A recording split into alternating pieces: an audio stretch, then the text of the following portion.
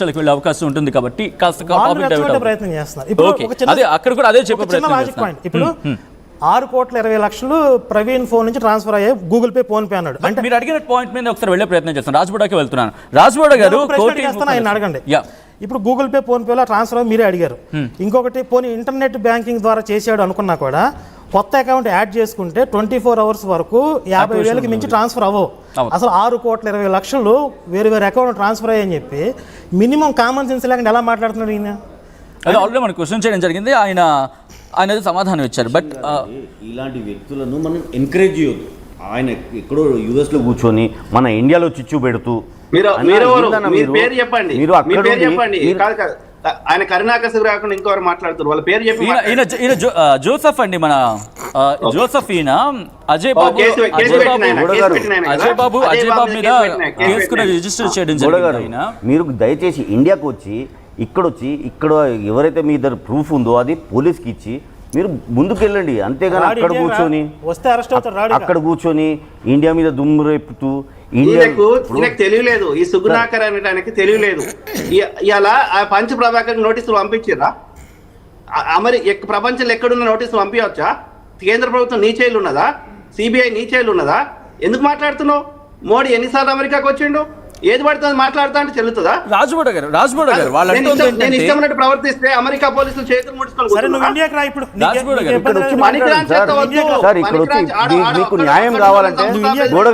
విదేశాలు ఉన్న బెదిరిస్తా అంటే చెల్లదు. అట్లా నడవదట్లా ఎల్లకాలం. జైల్లో పెడతా. నీకు టికెట్ డబ్బు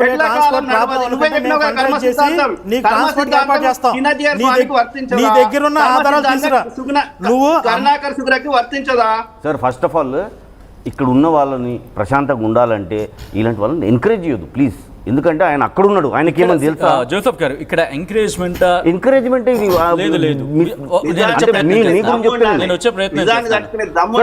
నిజాన్ని మీరు ఇక్కడ చెప్పండి సార్, ఎవరు వద్దంటారా? సరే, ఇప్పుడు ఆయన కోర్టులో ట్రాన్స్ఫర్ అయిందని చెప్పారు. 1 dayలో 6 కోట్లు ట్రాన్స్ఫర్ అవుతారు అండి. ఈ గూగుల్ పేలో కానీ, ఫోన్పేలో కానీ, నెట్ బ్యాంకింగ్లో కానీ. కొంచెమైనా సెన్స్ ఉండాలి సార్. సార్, మీరు నాకన్నా ఎక్కువ చదువుకున్నారు, నాకన్నా పెద్దవాళ్ళు, నాకన్నా మంచివారు. రాజు గారు, ఇట్లా మాట్లాడుతున్నారు పిచ్చి పిచ్చి మాటలు. ఇక్కడ కనకర్ సుగుణ క్వశ్చన్ రైజ్ చేశారు. మీకు 1,30,00,000 అంశానికి సంబంధించి ఆయన దగ్గర ఆధారాలు ఉన్నాయంటూ కూడా చెప్పుకొస్తున్నారు. సో దీని మీద మీరు క్లారిటీ ఇస్తారా? తప్పకుండా బ్రదర్. ఆయనకి ఏ ఆధారం ఉన్నా సరే అది అమెరికా పోలీసులకు కానీ, ఇండియా పోలీసులకు కానీ ఆయన కంప్లైంట్ ఇవ్వండి, నాకు నోటీస్ పంపండి. సింపుల్. పబ్లిక్ లో అవేర్నెస్ తీసుకొస్తున్నా. ఇప్పుడు ఆయన ఏం చేస్తున్నాడు? పబ్లిక్ లో చెప్పుకో, ఎవడొద్దంటలేడు.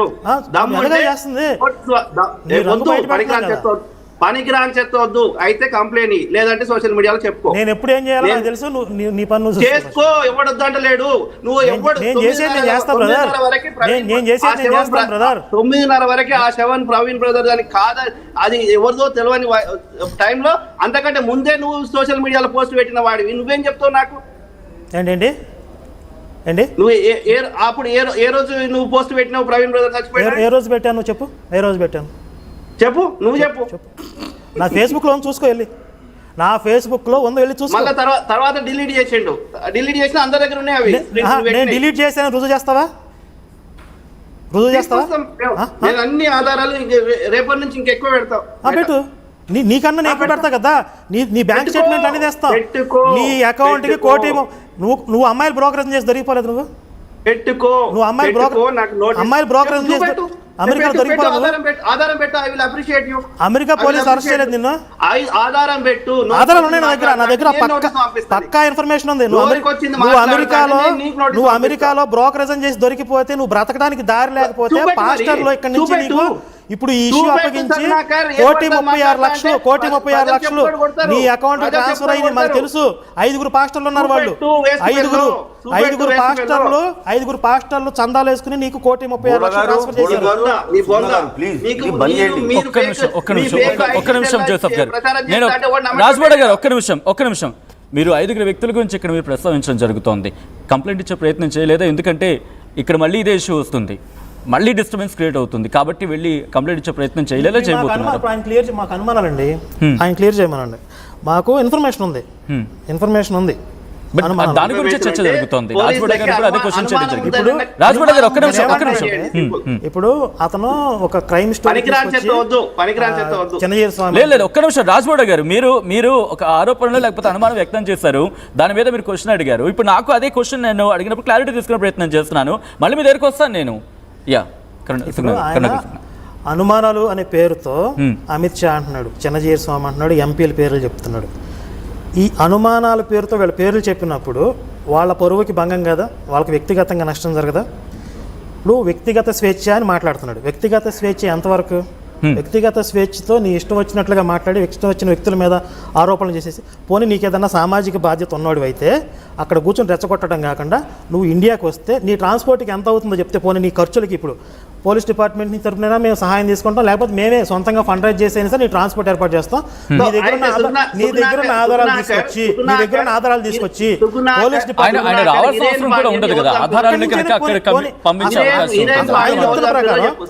చెప్తున్న ప్రకారం ఇప్పుడు చిన్న పాయింట్ అండి. ఇప్పుడు ఈయన అమెరికాలో ఉన్నాడు. మీరు అమెరికాలో ఒక ప్రశ్న అడిగినవాడిని. ఇప్పుడు ఈయన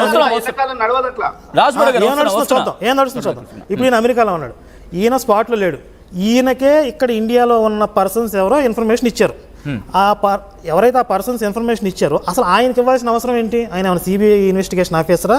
వీళ్ళు డైరెక్ట్గా పోలీస్ డిపార్ట్మెంట్కి సబ్మిట్ చేస్తే ఇక్కడ ఆధారాలు ఇక్కడ ఎవిడెన్స్ ఇక్కడ ఇచ్చేస్తే కేసు క్లోజ్ అయిపోద్ది కదా, ఎవరు దోషాలను పట్టుకుంటారు కదా. ఈయనకి తీసుకెళ్ళి అప్పగించాల్సిన అవసరం ఏంటి? అసలు ఈయన ఏంటి అసలు ఈ కేసుకు సంబంధించి? అది ఎక్కడ అసలు లాజికల్గా ఏమన్నా ఉండాలి కదా. ఓకే, అంటే మీరు అంటుంది ఏంటంటే ఈ కేసుకు సంబంధించి ఒక ఇన్ఫర్మేషన్ మీకు తనకు వెళ్ళిందంటే ఆ ఇన్ఫర్మేషన్ క్రాస్ చెక్ చేసుకుని అనేది ఫస్ట్ క్వశ్చన్ మీది, రైట్? అసలు ఎవరన్నా వ్యక్తులు ఇతనికి ఇన్ఫర్మేషన్ ఇచ్చారని చెప్తున్నాడు కదా, ఇతనికి ఇవ్వాల్సిన అవసరం వాళ్ళకి ఏంటి అంటున్నా. ఇప్పుడు ఇతను ఏమైనా పాస్టరా లేకపోతే క్రైస్తవ సంఘాలకు ఏమైనా ప్రతినిధి? పోనీ ఈ విషయం మీద ఇక్కడ లోకల్గా పెద్ద పెద్ద పాస్టర్లు ఉన్నారు, వాళ్ళు ఫైట్ చేస్తున్నారు, తీసుకెళ్ళి వాళ్ళకే ఇవ్వచ్చు కదా. ఇతనికంటే ఎక్కువ అరెస్ట్ అయిన అజయ్ కుమార్ ఎక్కువ అరిశాడు, జాన్ బెన్నీ లింగం ఎక్కువ అరిశాడు, లేకపోతే అభినయ్ దర్శన్ ఎక్కువ మాట్లాడుతున్నాడు. ఇక్కడ ఎంతోమంది మాట్లాడే స్పీకర్లు ఉన్నారు, పాస్టర్లు ఉన్నారు, ఫైట్ చేసే వాళ్ళు ఉన్నారు. ఇది ప్రమాదం అని క్లియర్గా కనబడుతున్న హత్య అనే విధంగా మాట్లాడే పాస్టర్లు ఉన్నారు. ఈ పాస్టర్లకే తీసుకెళ్ళి ఇవ్వచ్చు కదా, ఇక్కడున్న పోలీస్ డిపార్ట్మెంట్కి ఎవిడెన్స్లు ఇవ్వచ్చు కదా. ఎక్కడో అమెరికాలో కూర్చొని ఈయనకి తీసుకెళ్ళి అప్పచెప్తారు ఎవరన్నా? దానివల్ల వాళ్ళు సాధించేది ఏంటి? ఇప్పుడు పోనీ నాకు పలానా ఇన్ఫర్మేషన్ ఉంది, ఇదిగో ఆధారం అని చెప్పి బయట పెడుతున్నాడా?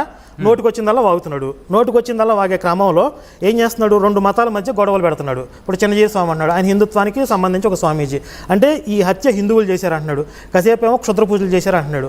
అసలు మీరు మొత్తం ఇన్సిడెంట్లో ఓవరాల్గా చూస్తే ముస్లిం వర్గానికి సంబంధించిన వాళ్ళు వార్నింగ్ ఇచ్చారు ప్రవీణ్కి. లేదు సరే వాళ్ళ పక్కన ముస్లిం అనకండి, ఒక మంచి పేరు చెప్పండి. ఆయన పేరు షమి. ఇస్లాం మతానికి అంటే హిందూ మతానికి సంబంధించిన పెద్దలకి అంటగడుతున్నాడు కాబట్టి నేను అసలు జరిగింది వేరే రిలీజన్ గురించి థ్రెటనింగ్ అని చెప్తున్నా. ఇంకొకటి క్రిస్టియానిటీలోనే ఉన్నటువంటి రంజిత్ తోఫిర్ కూడా పాస్టర్ ప్రవీణ్ని వార్నింగ్ ఇచ్చాడు, తలకాయ తీసుకురామని చెప్పి. వార్నింగ్ ఇచ్చిన పేరు చెప్పండి చాలు. రంజిత్ తోఫిర్ పాస్టర్ ఆయన పేరు, పాస్టర్ రంజిత్ తోఫిర్. వీళ్ళు ఎవరైతే వార్నింగ్ ఇచ్చారో వాళ్ళని వదిలేసి ఒకవేళ ఆరోపణలు చేస్తే వాళ్ళ మీద చేయాల్సింది, వాళ్ళ మీద మాట్లాడాల్సింది పోయి ఏ సంబంధం లేనటువంటి హిందువులకు అంటగట్టి ఇక్కడ లోకల్గా ఉన్న వాళ్ళు మాట్లాడితే ఆరోపణలు ఇట్లా నిరాధారమైన ఆరోపణలు చేస్తే పోలీసులు ఆధారాలు అడుగుతున్నారు కాబట్టి వాళ్ళు పిలిపిస్తున్నారు కాబట్టి స్టేషన్కి. ఇప్పుడు జాన్ బెన్నీ లింగం నేను ఓచకొతలకు వస్తా అన్నాడు, అతను స్టేషన్కి పిలిపించారు. నేను జనాన్ని చూసి రెచ్చిపోయాను, నాకు అంత సీన్ లేదన్నాడు. అలాగే ఎవరెవరైతే హత్య అని చెప్పి బలంగా జనాన్ని మిస్గైడ్ చేశారో వాళ్ళందరినీ పోలీసులు పిలిపించారు, మీరు ఆధారాలు ఇవ్వండి మీరు చెప్తున్నటువంటి ఆరోపణలకి అని చెప్పి. కాబట్టి